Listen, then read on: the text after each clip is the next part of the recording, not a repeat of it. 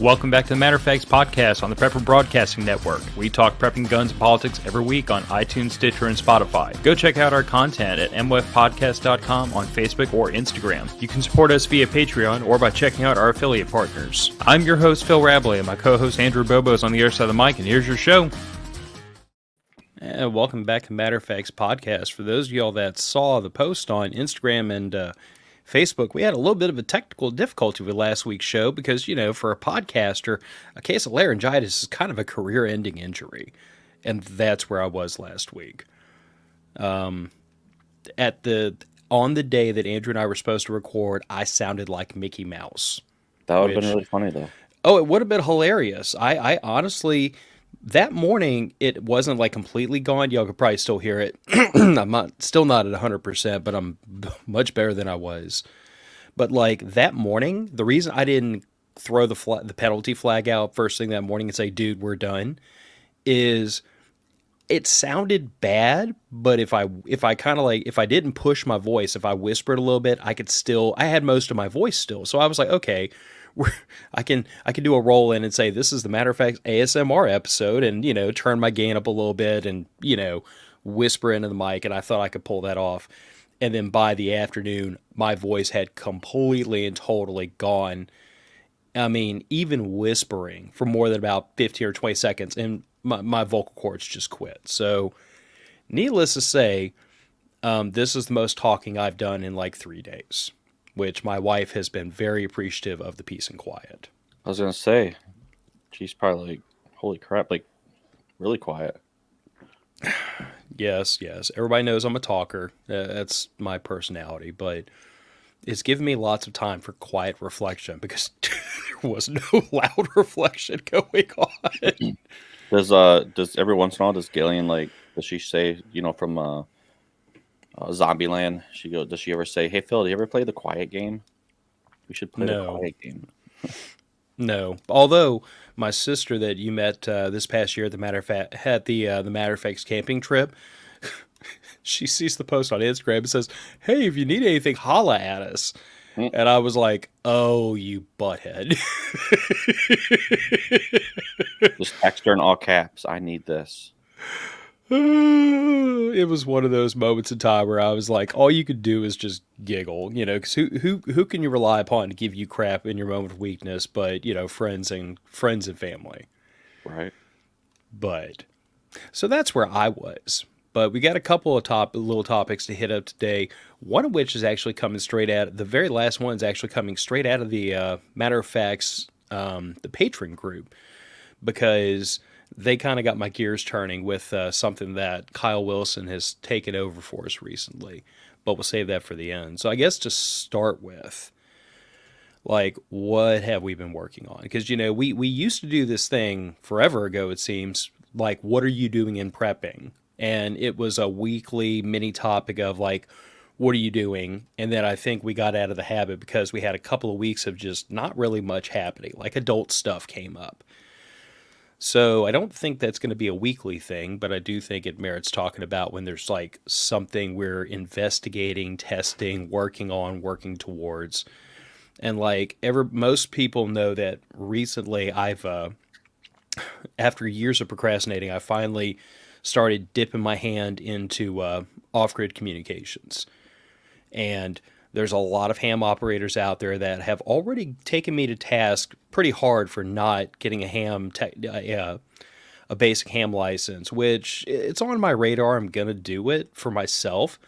But like my problem with ham is that the barrier to entry involves testing and involves studying and things that A, I am unlikely to get my wife to do, and B, I am not going to get my 11-year-old to do. So if there's a radio system or set of frequencies that requires that for me to be able to talk to my wife and daughter, regardless of how good it is from a technical standpoint, it does not suit my needs. As opposed to getting into GMRS, which I recently did, which was a $35 license, figuring out the most abominable 1995 CompuServe website I've ever seen in my life. And, you know, to criticize the federal government for just a moment, but for the amount of taxes we pay, y'all could really update the FCC's website a little bit to make it more user-friendly. Just saying. Just putting that out there. That stuff, that was ridiculous. Yes, Holly, we love you too. And Stuart, no, we're not going to start over again. You just missed it. But it was just us BSing anyway, so, no great loss there. So, yeah, I did recently get a GMRS license, picked up a pair of radios, and I've been dipping myself into that a little at a time. I mean, like we've talked about on the show before, like financial responsibility is a thing, and I do have a monthly budget that I stick to when it comes to spending money on quote unquote prepperish stuff. So it's going to have to be done in stages. I've actually got an upgraded antenna sitting back there that needs to go on the truck with the adapters I need to plug it into this handheld so I can get a little more range out of it. And that will probably be the solution over time until I can put a dedicated, probably like a 15 or 25 watt rig into the truck.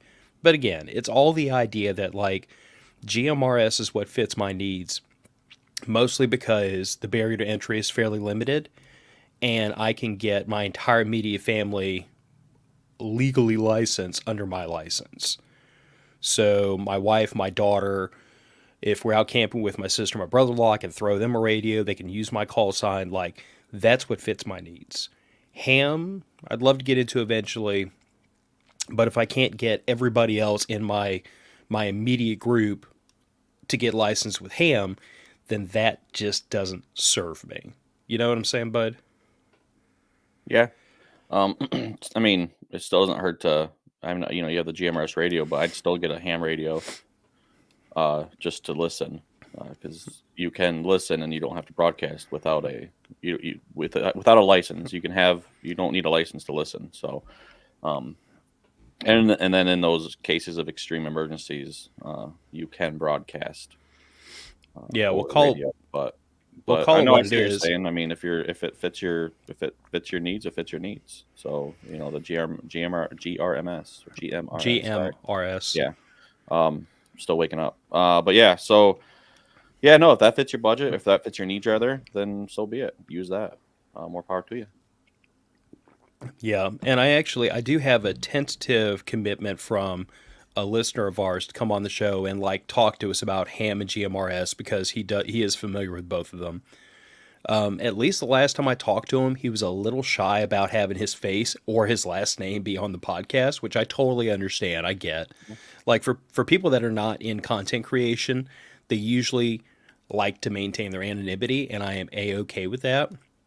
But I've been looking for somebody that come on the show and talk to us about ham and GMRS because I know only as much as I know, and I feel like I could talk semi-intelligently about it, but I'd much rather have somebody that knows it better than I do. You know what I mean? Mm-hmm. Yes, Stuart. Yes, yes, yes. I plan to get a UHF VHF radio as well. I plan to get my technician class license, but everything is always in a priority list, and my priority list was get this set up first because this is what I can use to talk to my wife and kid.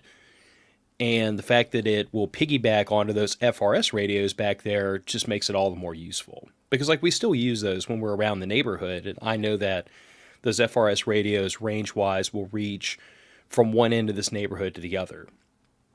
I am still waiting for an opportunity to stretch out these GMRS radios and see what kind of range I can get out of those in this environment. So that's kind of what I've been working. There was of course now his stuff does not pop up at all on YouTube. But there's I cannot think of the freaking name of the guy. Basically, it's a ham crash course. Ham radio crash course. Yeah. So I thought about reaching out to him as well. I actually, before I crashed my phone, and by crashed my phone, I forgot my password and had to manually do a whole reset on my phone. Before all that happened and I lost access to Instagram again, I put it out there about who to get on, and he came highly recommended from multiple people, sent messages saying this guy. So I was gonna reach out to him and about coming on too. So we got options. I just just need to do it. And after the show, I need to get my uh, access back to the Instagram for the show because yeah, I locked. Forget the password on your phone and had to do a manual reset and I lost everything. So You're too young to be doing that, man. no, I'm not. It's old. No, I'm not. There is no statute of limitations on forgetting stuff that screws you over. As soon as I started seeing gray in my beard, I started playing the senile man. You know what? I mean, it may not show on camera, but if you get up close enough, like there is some salt mixed in with this pepper back here, and then of course, the You my can't see my anything there. my male pattern baldness is just in full effect. That's the annoying part about going bald in your 30s and 40s, though, is I still have enough hair on the sides that it shows. It's just on the top that it's bald. You should So shave your head completely. I told my wife I'm about this close to Do it. getting a skull shaver or something, and just doing it every day and keeping it up because, Do it. like, when my hair was thin on the top, but I had hair on the sides, I could go like a couple of weeks and then buzz it all down real short. And now I'm at the point where, like, 3 days after she cuts it, you can plainly see that I'm just bald as hell on top. So it's like, what am I doing here? Yeah, I have hair and I get sick of it, so I shave it off. You can't shave it off. But Yeah, well, I shaved it off for years, and then it got so pissed off at me it stopped growing. That's my going theory. hmm. Stewart saying also try to get someone on that knows about off-grid mesh networking. I've been looking into Yeah, that is mesh. interesting. Okay, so GoTenna and Meshtastic I've looked into. My immediate my gut check reaction when I looked into GoTenna was that I think, and I could be wrong, but it seemed in the back of my head, I remember searching that very late at night, and I seem to remember the price point being like, that sounds like something good for a mag, but for a small group or an individual, it seems prohibitively costly. And I could be wrong. I could have been thinking about something else, but what got me looking into mesh networking was actually ATAC and ITAC and all that, which if you're on an Android, you can make it work with mesh networking and radio. If you're on iPhone with ITAC, you can't. That's a whole nother discussion. ITAC and ATAC, for anybody that's never used either one, they're interesting programs. They have really cool use cases. I just don't know how much they fit into the average preparedness scenario. You know what I'm saying? hmm I mostly dabbled in them because it was interesting technology, and I'm wired that way. That if something's interesting, I'm going to look into it, just satisfy my curiosity. But we've gotten way off topic. Do you want to You let do the that. listeners in on what you're working on, or do we just Mm, save it it's for not. later? No, I mean it's so. I mean, everybody knows I bought a truck. Uh, What? so yeah, and Andrew so my joined the Hilux gang. Everybody, hey, it's going to convert their shit into technicals when the SHTF kicks off. I've been looking at what it would take to mount a 50 in the back. So A friend with a MIG welder. right. So no, I bought. So I bought the deck drawer system. I installed that, and then which it took me a lot longer than I wanted it to. Basically, it was an all day project. I was doing it myself, and every once in a while it was funny because I was doing it because it got delivered the Friday or like the day I was going up north to my parents. It got delivered, so I ripped the box apart, threw everything in the bed of the truck, and then drove up to my mom and dad's and installed it the next day. And so every once in a while, like my dad come out and he would kind of look and he'd make fun. He's like, "Hey, you're still working on this, blah blah blah." And in the directions, it even says like, get a friend and have beers, kind of thing. And I asked him. I said, "Well, I didn't have any help." He goes, "You didn't offer any beer." I was like, "That's true," but no, it was good because the one thing I'm looking at, and I mean, so yeah. So anyway, I got that installed. I'm looking at, or I have the bed rack in the garage that I need to install, and then I also just got the rooftop tent delivered. So I have everything set up. I'm looking at because a buddy of mine are talking about going camping at the end of this month. Uh, so I think I'm going to I need to try to get it set up for the end of this month. But anyway, one thing that I'm working on is I'm looking at starting my own YouTube channel. Basically, basically what it's going to consist of is the truck, and I'm just going to, as I buy modifications for it, it's basically the one thing that I see on these YouTube channels recently, or that are out there right now, is a lot of guys, you do see some stuff that are okay. I'm in my garage and I'm putting the rooftop tent on, or I'm putting this on, or whatever.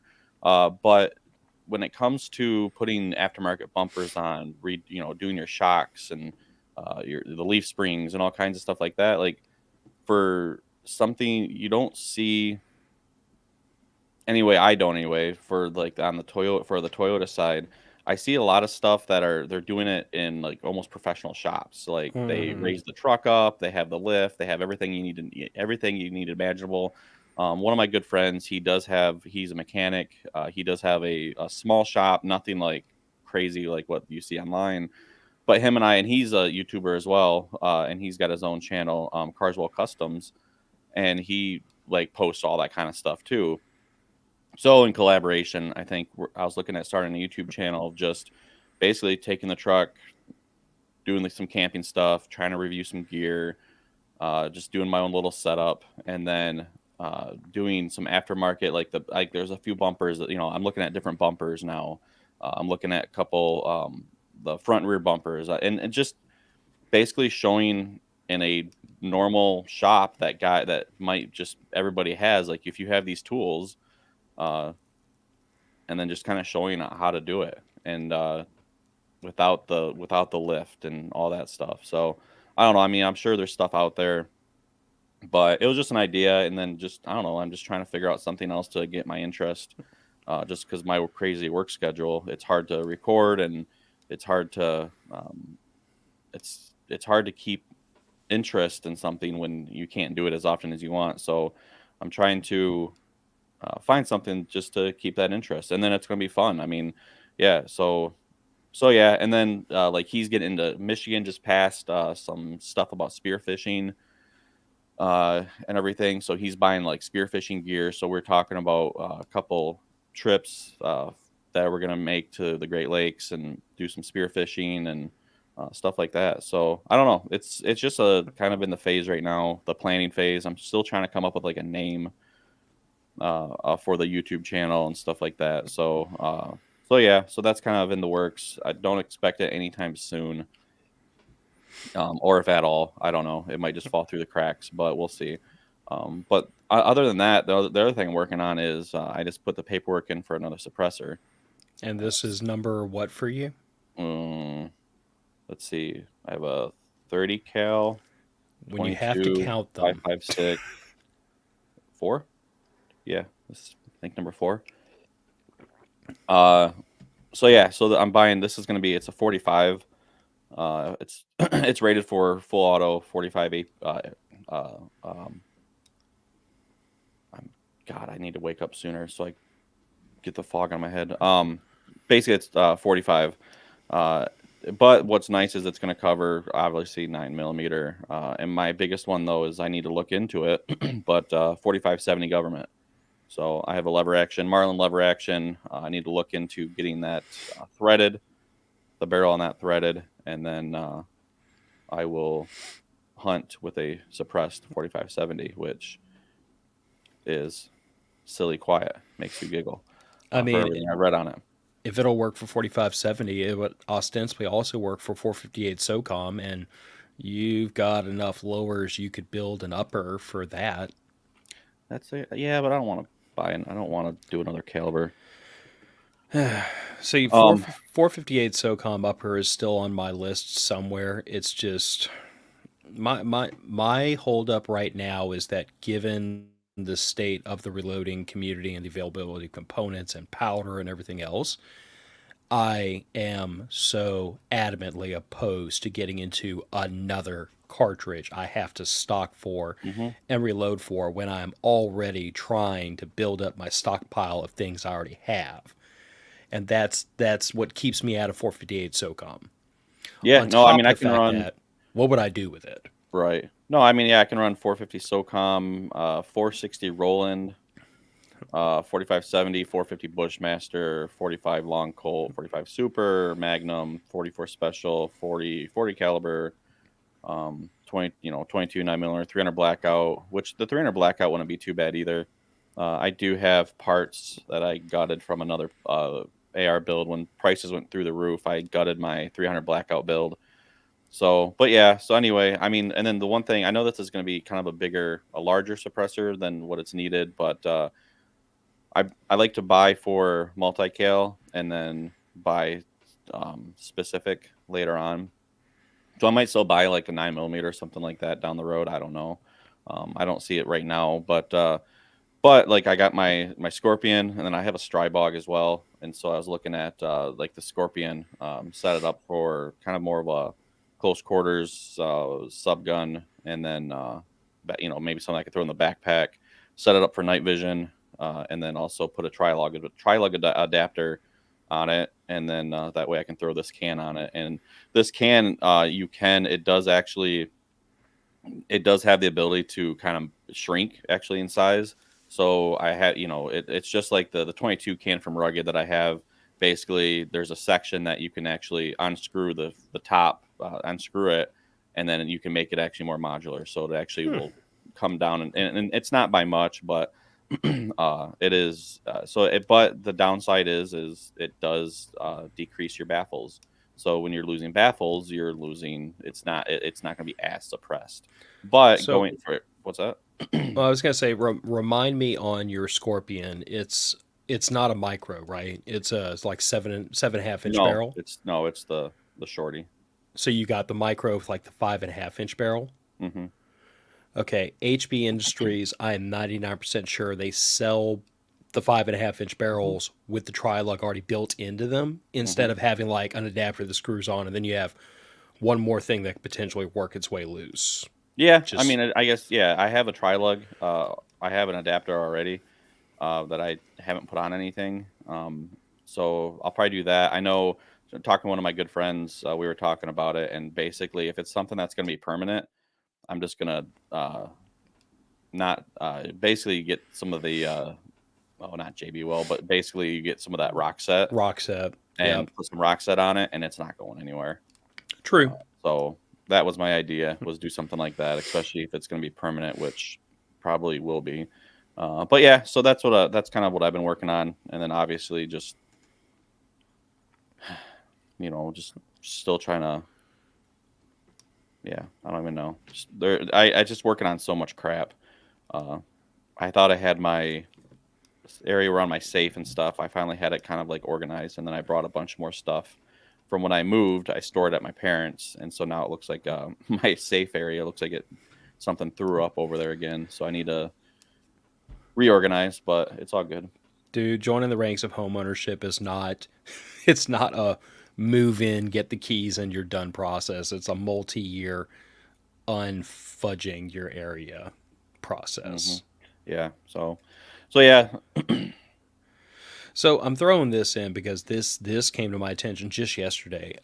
You may not be familiar with Twin Bros 3D printing or Hoffman Tactical or what the Super Safety is, but stop me if you are. Continue. Okay, so there's a YouTuber called Hoffman Tactical, and he 3D prints shooty things. That's like, if you're curious about him, go look him up on YouTube. He actually has a lot of pretty cool content. PSR, Print Shoot Repeat, has also done a lot of content using his products, inviting him onto that show. And anything firearm related, I'm gonna at least pay a little bit of attention to because that's my wheelhouse.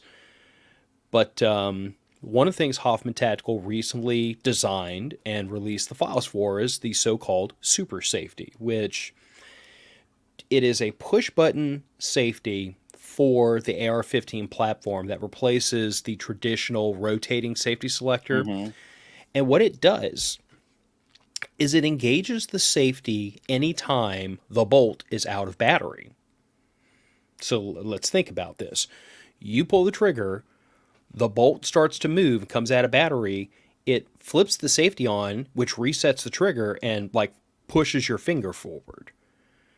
It then, if you continue to hold rearward pressure, when the ball goes back into battery, it releases the safety and you can pull the trigger again. So what he's done is basically in what I think he set out to do, even though he didn't specifically front it this way, is I think he has attempted to create a device that is the force reset trigger taken to the next level, Mm-hmm. where because it is literally engaging the safety between shots, there is absolutely no rational argument that the ATF can make under the existing framework of the laws to say that this is a machine gun part, because it does not fire multiple shots per function of the trigger, because it literally, you pull the trigger, the super safety turns the safety on and then releases the safety, and then you pull the trigger again. Like, it does not allow you to use the legislation as currently written.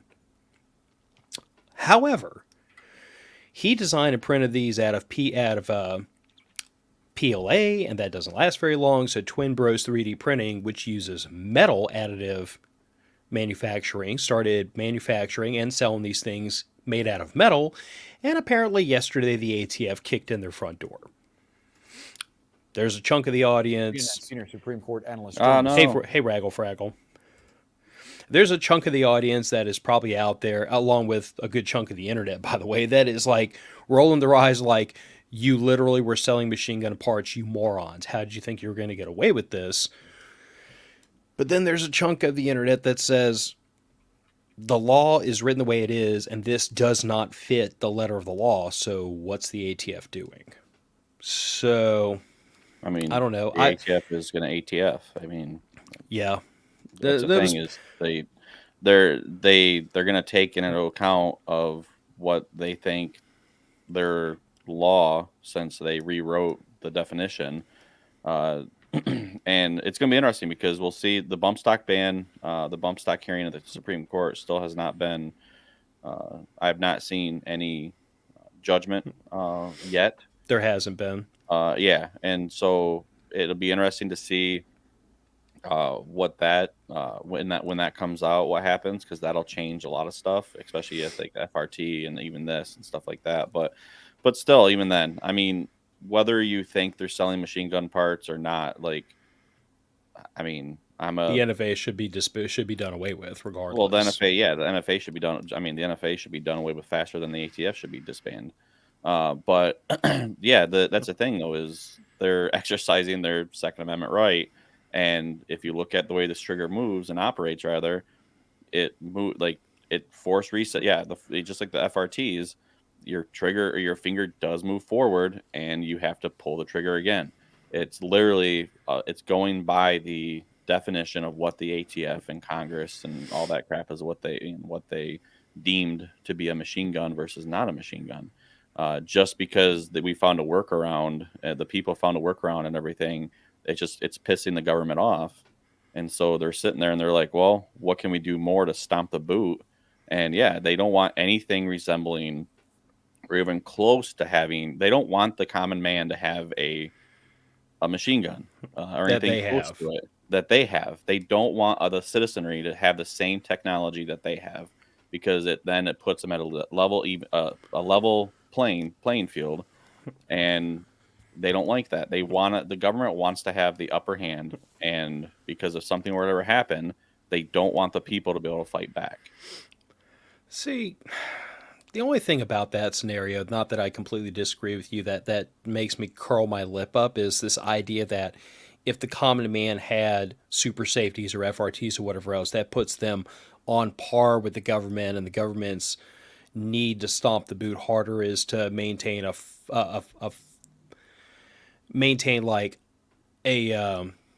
Jesus, I'm drawing a total blank on what the word I was trying to use.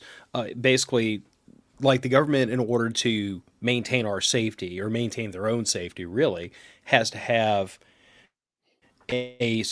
superior firepower over the common man. But then I always point out to people, I'm like, okay, let's think about this for just one moment. The state, the government, because I lump all elements of the state in together at this point. I don't care if we're talking about the ATF, the FBI, the CIA. I don't care if we're talking about the Secret Service. I don't care if we're talking about the standing military. I don't care. You are all part of the same big conglomerate. and one day you're probably going to get an order that's going to cause you to have a stroke of conscience, and you're going to have to decide if you want to buck that or not. But all that being beside the point. But we're talking about the people that, like, if you piss the government off bad enough, they will put a freaking Bearcat in your front yard with a SWAT team. And if that doesn't get the point across, they will send the freaking National Guard to your address. Like, the state has limitless resources to pour into a single area to fix a problem their way, and their way is always to stomp on people until they comply. I mean, look at freaking Waco. If anybody, because that came up on my radar more recently, Wendigoon did on YouTube did a really, really good job of breaking down that whole debacle, and I think probably the most fair way humanly possible. Because, like, let's call it what it is. David Koresh was probably not a great guy, but the government was so worried about him touching kids that they burnt down a building full of women and children. I'm just saying, little odd.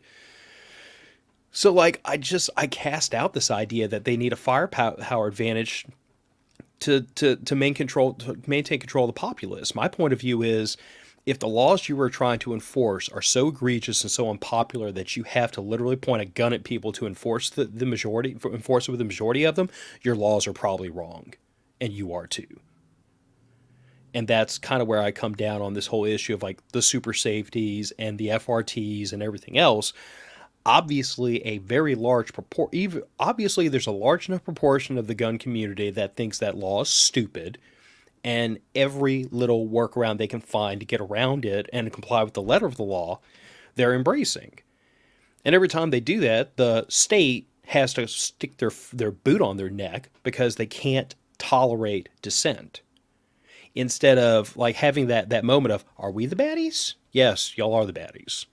Yes, the thing you're trying to force people to not do is immoral on the face of it. I just I Well, I'm not yeah. gonna get into a rant. I don't have the voice for it today. Well, I'm just what I'm saying. saying is like, what I'm saying, what I'm referring to is when I'm saying, like, they don't want the people to have even close to what the technologies they have as far as like full auto and or belt fed, all this crap. Like, you, I know, like,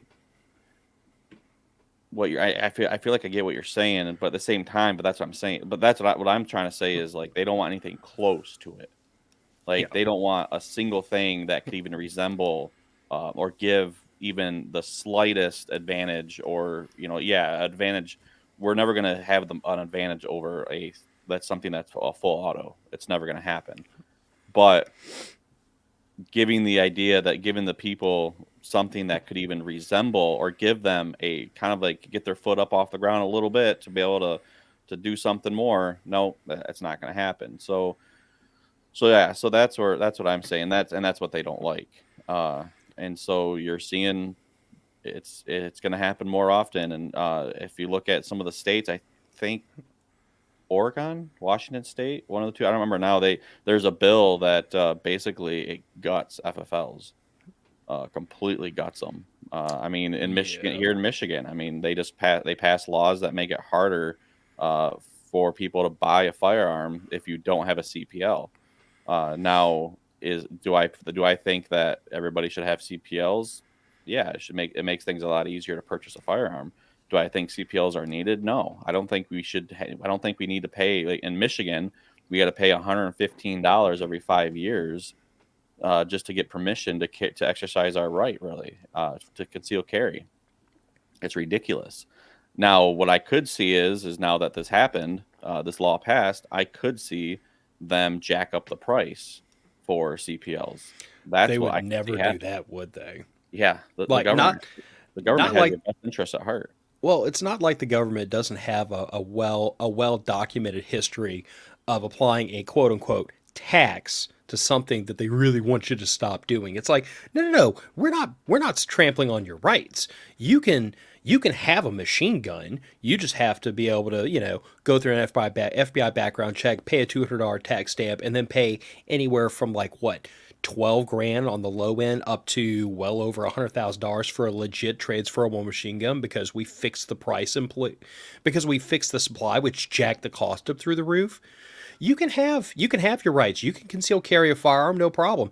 You just have to jump through all the hoops, and you have to pay the freaking money, and you have to do all the crap we said. We're not tamping down on your rights. We're just taxing them. I mean, I after saying all this, I mean it is funny because like I just put in for what my fourth suppressor, so I'm paying a $200 tax stamp per suppressor, and but it's one of those things where I like my hearing, and so when I go shoot, it's nice to have a quiet gun, and and you gotta it's and that's the thing is like you gotta pay to play, and if Yeah. you want a suppressor, you got to do it. Something that should be over the counter, not regulated at all, uh, is. So yeah, so I don't know. It's definitely it'll be interesting to see where this goes because obviously they rated them. They're probably going to sit there and be like, "Well, we want your guys' servers and we want your guys' your They've already people, said your they didn't keep any customer customer base." records. What's that? They've already said they didn't keep any customer records. Good. They shouldn't. That's I the mean, thing they'll is, they'll go to their shipping company and get them from Mhm. them, but Yeah, or credit card. I mean, it's yeah. they're already like if anybody's not familiar with it, it came out that there's a whole nother list that basically the government has been keeping basically putting the American people on a list again, basically building dossiers and profiles on American citizens, and they're using every tactic imaginable. I mean, they're looking at history, like I mean, they're probably looking at search history, they're looking at purchase history, they're going to credit cards, they're going to banks, and they're not even presenting a warrant, and these banks are actually just here you go, here's the information. They're requesting the Hmm. information without a warrant, and these companies are just handing it over because they're shitheads. But that's Well, besides no, the point. they're handing it over because they want to be on the side of right. Well, they Right think is being right. well, no, no, no. I was saying that sarcastically. Hmm. They want to be on the side of not having their own business turned upside down because they tried to stick it to the man, Right. which is cuckoldry of the first order. But that's just Well, I mean, you see, the you, world we you live see what's in. happening when that happens. I mean, the New York mayor, uh, even though like as much as I hate that dude and he's a freaking d bag, he's he's been speaking out recently about the Biden regime and the immigrants, or the illegal immigration and all this crap. And lo and behold, he gets raided, and there's some charges up against him now and all kinds of stuff. And whether I don't like care for the guy at all, but still, I mean, that's exactly what they're. I mean, look at Trump. I mean, I'm not the biggest fan of Trump, but they're doing everything they can to make it so he cannot run. If that's not election interference, I don't know what is. I mean, the fact that leftist states and leftist attorneys and judges and all kinds of crap were pulling him off the ballot based off something that he wasn't even convicted on. It, that right there, that is election fraud. Like you can't Mm, tell me it's not. So it's anyway, it's that's a different not. rabbit hole. So It's not. It's not when the party in power does it. right. So This was actually what we were going to talk about last week, but then cold and flu season decided to pay me an unscheduled visit. Try to be a So sissy. yeah, yeah, yeah. Look, I should have called you up just so you could have. I should have recorded it. What I sounded like. It was Hilarious. entertaining. Well, it was hilarious because let's call it what it is. Like you've met me. I don't have like a super deep boomy voice, but I sounded like Mickey Mouse. It Again, would was have been funny. it was hilarious and frustrating in equal parts. I would have pulled up some clips of Donald Duck to go along with it. Okay, the next time I get laryngitis, we'll do that. But yeah, doom scrolling, the pit of worry. So I happen to be I I don't do it often because Reddit is a cesspool of humanity. But there are a couple of communities that have pretty good information on Reddit, and those are the ones I tend to stick to. There is actually an r backslash prepping that I have completely just shed because I don't know that group. there's a broad spectrum of preparedness, and I just don't feel like most of the people in that group are my people personally. But I did notice a thread pop up, and they were talking about like prepping for specific emergencies. And then this inevitably started the downward spiral of people that were like, "Oh, well, have you heard about this? And have you heard about this? And have you heard about this?" And it was just like this litany of people who are very obviously scrolling through Instagram or TikTok or whatever your flavor of social media is, and every little bit of doom, every little bit of fear porn that popped up in front of their face was the new thing to be worried about, and that became their focus. Like, we're gonna get nuked tomorrow. I need oh, what the hell is it called? The little thing that makes the clacking noise when the Supplies. radiation's around. Oh, Geiger counter. Yeah, I need a Geiger counter. I need gas mask. I need this. I need that. And it turns into like this the snake eating its own tail of rushing headfirst from one emergency into another. And just as soon as you start to prep for that emergency, you find some new bit of fear porn in your doom scrolling, and you got to go prep for that too. And this got me thinking about like some introspective thinking about our own community, because like I have really tried really hard to never fall victim to that and to push back against that, because my point of view is we all have the same base needs at the end of the day. We need food, water, shelter, and we need the ability to maintain ourselves. So that's security and medical. And like, if you focus on, I need to cover those base needs, then the emergency you're prepping for should be a secondary concern. And I really get uncomfortable with this idea that there's a population of people out there that are just scrolling through one scary thing after another, scaring the hell out of themselves, and indulging in doom scrolling. I don't think it's productive. I think it is actually like directly unproductive, because I think what it does. Okay, so forgive me, I'm going to date myself, but you remember the Looney Tunes skit when like a Looney Tune, usually I think it was Daffy Duck, he'd get hit with a hammer, and when the hammer would lift up, there's like five little ducks running around, in a melee before they all come back together. That's the way I envisioned this, oddly enough. It's like you get so frazzled, and your attention is going in so many different directions that you just don't do anything. You turn into this chaotic little creature that can't focus your attention and can't focus in a direction to do something positive, because your attention is so distributed in so many different directions. You become reactive, not proactive. You stop being a prepper, and you start being a person with a debit card and an Amazon account that is freaking out over one thing after the other, and then buying stuff to prepare for something, and then you're never going to practice with it or use it or make it useful, because by the time it shows up in the mail, you've got a new thing to be scared as hell about. Does any of that sound like an unfair characterization? I mean, I know I'm just kind of like letting my thoughts out here. Um, I found a Geiger counter on ready-made resources if you want one. Not really.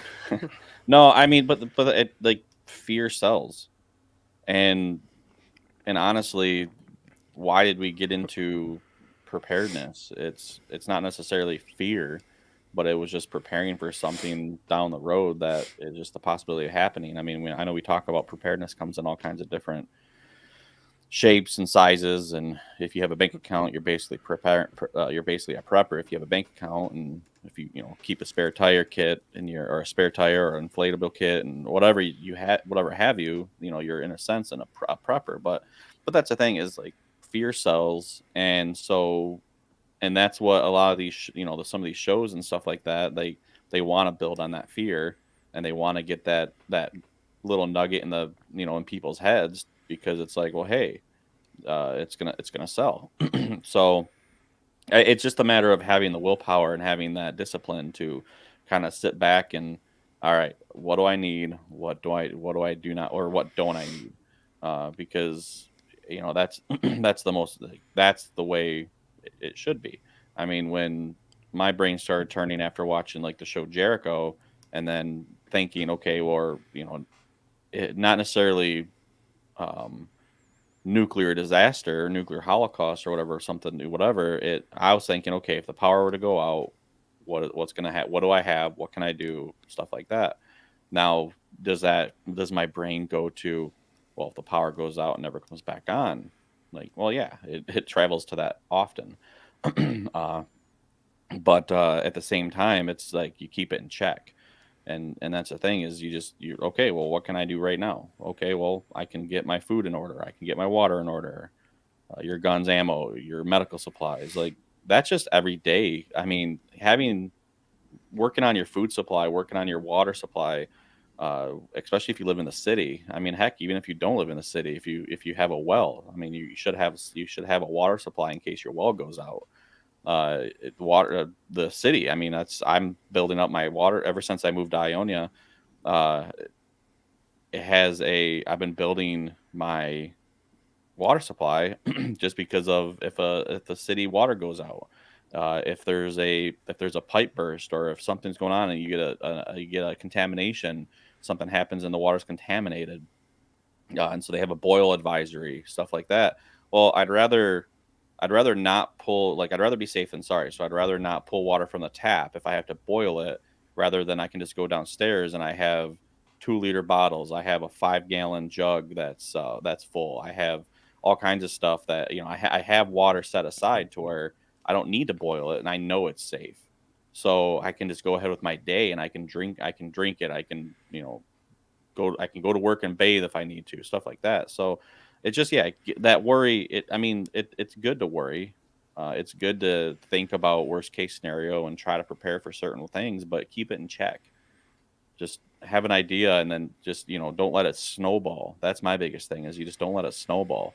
And if you buy gear, I mean, I know people with Geiger counters. I know people with the smaller ones that it's basically a tablet. It's basically uh, I think if I remember, I think it'll turn a certain color if it detects radiation. It's like simple, like stuff like that. You don't need a full blown Geiger counter because you have to calibrate it. It should be calibrated. So yeah, so I don't know. I mean, and honestly, to each their own. If you have the money and you're panicking and you're buying like crazy, buy, do it. Like, if you have the money, go ahead and do it. But for the average American, we don't have that budget of, hey, I'm just going to buy this, this, and this all right now. So, and that's the thing, is upgrade. Like I just upgraded my stove, my camping stove, uh, and the old one, I might actually kind of pay it forward a little bit. This one was given to me when I didn't have one, so I might actually pay it forward and give it to a friend or something who needs one, and or keep it for inside the house, just in case, in case the power does go out and I can't. However, I do have a gas range. However, there's some places, some cities and stuff, they have the ability to shut your gas off if the power goes out. Hmm. Your gas will get shut off. Well, if that happens, what are you gonna do now? Think about that kind of stuff. So yeah, I mean, it's and actually, I mean, I guess he's not wrong. Prep for comfort, not fear, which is correct. And that's what I'm saying, is don't let your fear get the best of you. Let it kind of help you build that list and help you kind of think of scenarios, or think of, okay, what do I need? Because that's when sometimes you get ideas, but make sure you keep it in check. I guess that's the part I'm critical of. Like, I don't sign off on the idea of doing things that are fear motivated. It's like I've told people before. Whenever I get to talking about preparedness, and somebody starts to say, "Well, that's crazy. That'll never happen again," or "That'll never happen," and I always point out to them, I'm like, what got me started preparing was Hurricane Katrina, and you cannot tell me hurricane that a Cat 4 hurricane slapping a major metro area will never happen, because it has happened. And you can't tell me it'll never happen again, because you're not God or Jesus Christ. You don't know. And Hurricane Ida proved a couple years ago, yeah, it did happen again. So like I personally think that, to, not from a fear perspective, but from like a calm, rational perspective, say, I see this threat on the horizon. Based on the likelihood that it will befall my family, I think we should do X and Y and Z so that we're not screwed if it happens. And then, like, it goes back into that whole conversation we've had with Is he Sam or Mike? Forward Observer.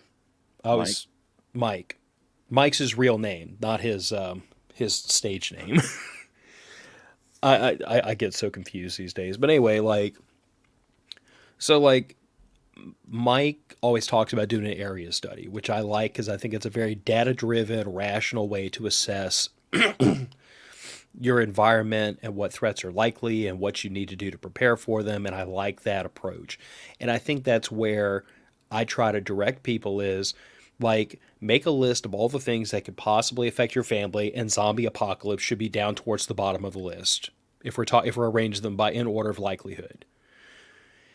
And in my case, hurricanes are at the top of the list because, well, hurricanes and tornadoes. Because guess what? There's a more than 100% chance that a hurricane or a tornado is going to befall this family on a long enough timeline. It's going to happen. It's where we live. And then based on what the likelihood is, I think I should prepare for these things in this order. But like, what worries me about doom scrolling is that whatever is the emergency or the fear porn of the moment is what gets focused on. And that is very often such a low likelihood event that people invest a lot of time and attention in that thing rather than some that's much more likely to affect them. And the other thing is, even above and beyond finances, I don't like doom scrolling, and I don't like to watch. I try to push back against doom scrolling because there is a definite probability of burnout from that. Like, the human brain is not meant to be scared constantly. I'm a military veteran. Post-traumatic stress disorder is a well-known thing. There's a lot of veterans that came home from Iraq and Afghanistan with post-traumatic stress disorder symptoms. We all have a certain level of stress we are able to endure before something bad starts to happen to us. And we really need to get Eddie to come on the show and like talk about stress and trauma and all that, because that's his area of expertise and it applies in this world. But like, that's what doom scrolling is. It's not the same level of fear or of stress as like something literally happening to you, but it is a latent amount of stress.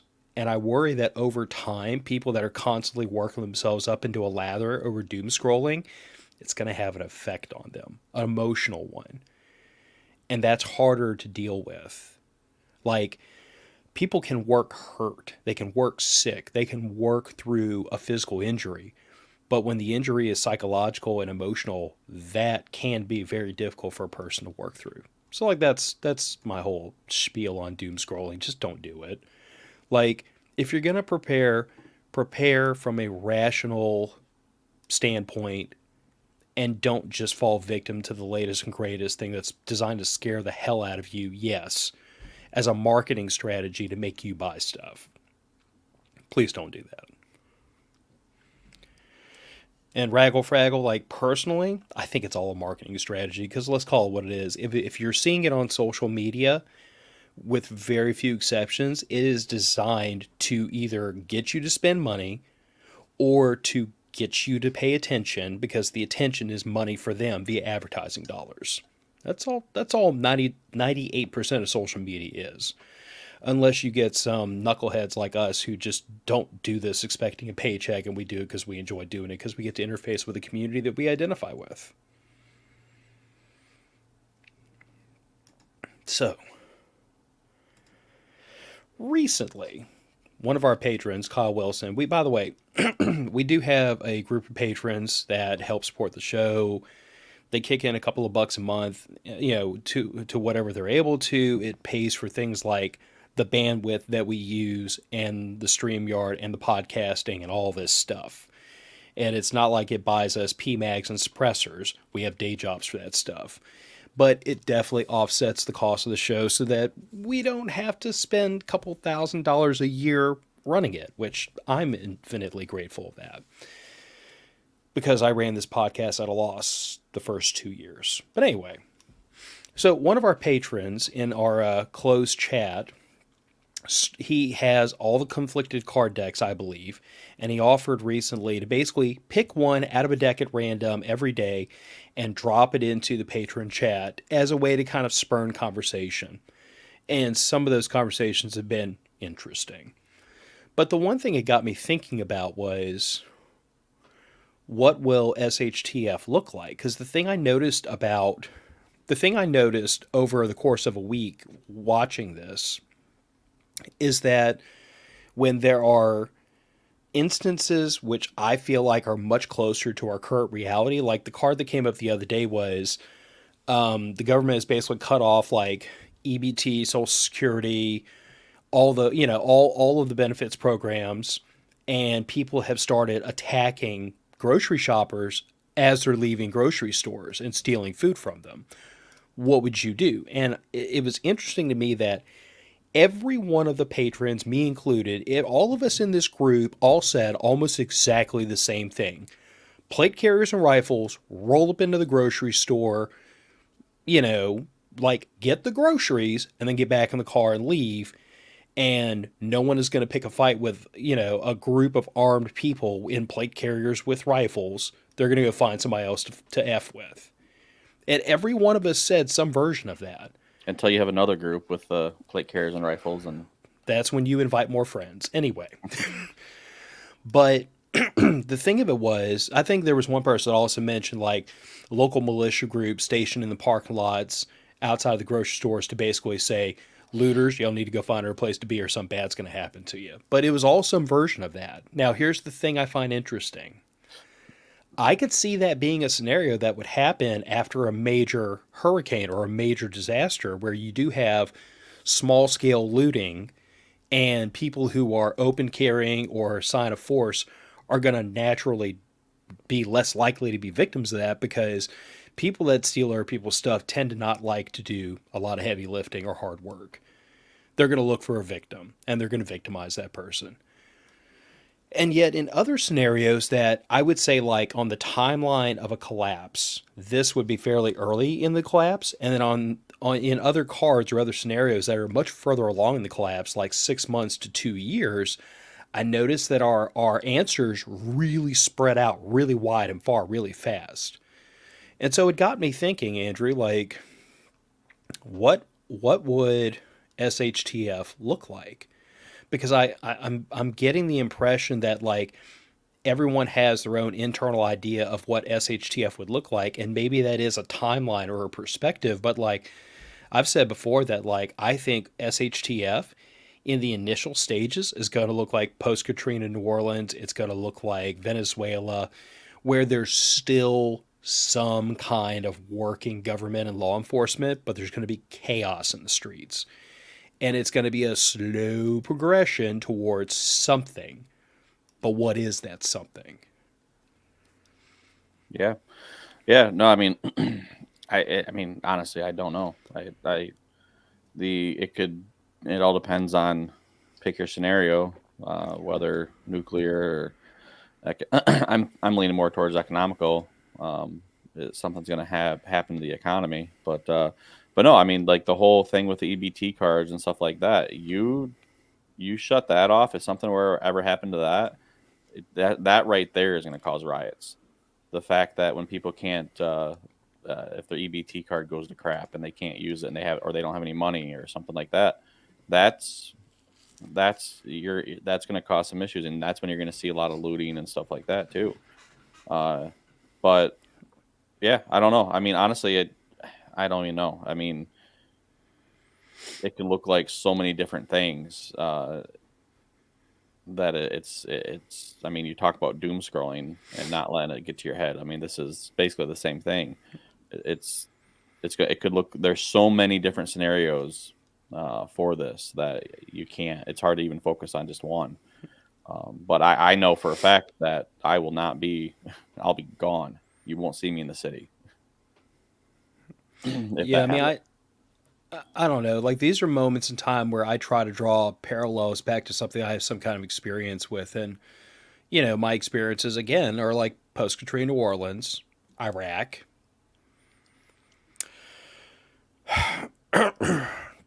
I mean, I haven't personally experienced Venezuela, but we've talked to a man who did, and that was quite some years ago, actually. He's gone on to have quite a successful YouTube channel talking about modern survivalism. But, like I try to draw a parallel to something that actually happened and use that as my signpost. Like history doesn't repeat itself, but it rhymes. And that's why I think about, what a collapse would look like. And I don't really believe collapses happen suddenly, not in most cases. Like some people will point to like the fall of Rome and the city getting sacked and all that, and I'm very quick to point out to them that like Rome was in collapse for years before before who was it before the Huns showed up and sacked the city. Like the whole thing that people hear me say every now and then about bread and circus to keep everybody entertained while the world's falling apart, like that comes from Rome. So I don't believe collapses typically happen very quickly. I think they happen in slow motion. I think things get slowly worse and worse and worse, and I think finances, economics get tighter and tighter and tighter to push more people out of the middle class back down into poverty. If any of this sounds familiar, stop me while I'm ahead. And I think things slowly over a period of time get worse. I see Jim saying I think in today's time collapse would be faster, and the only reason I'm willing to give a little bit of credence to that is because in older times, like the last time we had a true collapse, you could argue was the Great Depression. You could argue that it wasn't a complete collapse; it was the closest thing where we've seen, like in modern history. But the critical difference now is that now we operate under a fiat currency system. So the Federal Reserve and the banks have the ability to manipulate the currency in a way that they could not do previously to continue to blow air into this balloon, even though there's a hole in it. And that means that eventually the balloon is going to pop all at once economically. Either that or I, you let it deflate. It's one or the right. other. I was talking to a friend of mine right now, or not right now. Sorry, I was talking to a friend of mine yesterday. He's over in France right now. He's a professor over in France, and we were just kind of talking back and forth about everything. And it was interesting because we kind of got talking about we started talking about Franklin Horton, his books, and kind of went down that rabbit hole of the post-apocalyptic book series and all kinds of stuff. And yeah, we got talking about just what he would do if something were to happen, because his family lives in the States still, and so it's like, well, how would you, if something were to happen, what would you do? And we got going down that rabbit hole, and yeah, it's he made a good point of right now technology. We live in a very safe, relatively safe time and very comfortable time in our life, and within like the human. Uh, besides like some third world countries, I guess, relatively speaking, most Americans or most humans live pretty comfortable, pretty safe. And but it was interesting because he was talking about how technology makes it so that we feel that way. Uh, Hmm. so it's a lot of it is, yeah, there's still some, it's not as physical as it used to be, but like psychological. The technology that we have today helps with the psychological of it of a collapse possibly, or what's going on. We're all feeling the pinch of the inflation, and we're feeling the pinch of the bionomics and stuff like that. But it but technology, it makes it so we can get online, we can look at Amazon, we can shop around for deals, we can shop around for certain things online. But if you take away the technology, if you take that away, what do you have? That's going to be interesting, to where if something were to happen to where uh, technology is taken away to a certain point where you can't get online, where you can't, basically, pick your, was it 1984? I mean, you have the think police, or and then you have the fact that you have to tune in every single day at a certain time to watch the presidential brief and what they're going to say and all kinds of crap. uh, Otherwise, it's work camps and stuff like that. I mean, think it's that. I mean, who knows whatever is going to happen with that. But I mean, if you think about 1984 and the book and what's going on now, it's not too far off. But yeah, so I mean, that's the thing is we have the technology to where it makes life a little bit more comfortable. Again, do away with the technology and see what happens. Well, and the problem with a post-industrial society is that technology becomes tiered at a certain point. Like the internet depends upon power first and foremost. It depends upon distributed communications. It depends upon networked systems. Like the technology that enables us to have as comfortable a life as we do is all sitting on top of another technology. So the problem becomes in a collapse, those systems start to fail. And as those, if the system at the bottom fails, everything above it fails. So like at the end of the day is like what worries me is that I see us living in a world that yes is very safe and we are very comfortable compared to our ancestors. And even though some people would balk at this, the flat fact of the matter is the level of relative comfort we live in proportionate to the amount of labor that we have to do is so lopsided that like 200 years ago people would have friggin' walked over fire to have the life we do with the relative lack of manual effort. But we're in a situation where like this great society we have built is at a certain point a house of cards. And the worrying thing to me is not doom scrolling, but the worrying part of this is if something shakes the table, the whole house falls. If the card at the top of the table falls, does that cause the cards underneath it to fall? If the cards at the bottom fall, everything above it falls. So we're in a situation where like we've built this wonderfully complex system that is enriching society today. And if that system stutters, what happens next? But this is also why I tend to like eschew doom scrolling in the name of what do you need to sustain your family? Those are the things you should have personal individual custody over. You need water, you should store water or have a well. You need food, you should have food growing in your garden or food stored. You need these things and you need to make sure that your dependence on those things which you cannot avoid does not also make you dependent upon a system that by its very design is precarious. So like that's why I throw off this idea of doom scrolling and like the next great emergency we have to get ready for. It's like no, there is no next great emergency.